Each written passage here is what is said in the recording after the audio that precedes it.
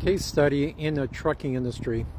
A couple of years ago, I had a conversation with two best friends that were going to start a trucking company.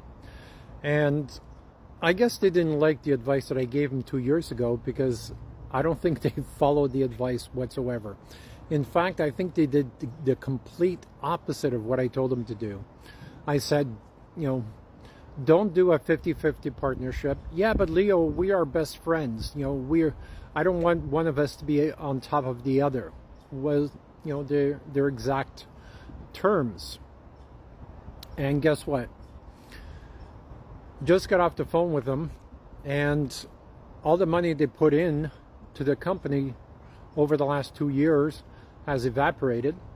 Their 50-50 partnership, best friends partnership, has now turned sour, and now they're looking at their partnership agreement that doesn't have a shotgun clause. And I specifically said, make sure you have a shotgun clause, and make sure somebody has 51-49%, and make sure someone is the CEO. Oh, no, we're not going to do that. We're not going to do that. So now they called me and said, yes, we made some mistakes, and what do we do now? And I said, well, you're not going to like my advice. If you didn't like my advice 2 years ago, you're definitely not going to like my advice today. And I suggested, you got to go blind to a mediation company or a third-party mediator and blindly follow what the mediator says, right? He's going to try and be fair, or I'm going to try and be fair with both of you.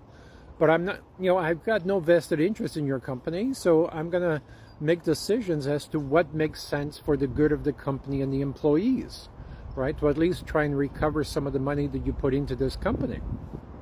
And he goes, you want us to blanket trust the new partnership agreement without reading it first? And I said, yeah, that's exactly what I'm asking you to do. Because if you don't do that, then your alternative is to go to court. You guys, you've already said you can't communicate, and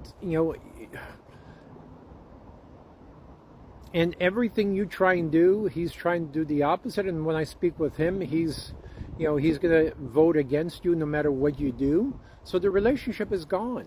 So either you have a third party come in and redesign the partnership agreement and redesign the company, because I kept telling you the company is not designed, and there's a very good chance you're going to go bankrupt, and don't you even think about the trucking industry because it's a horrible industry.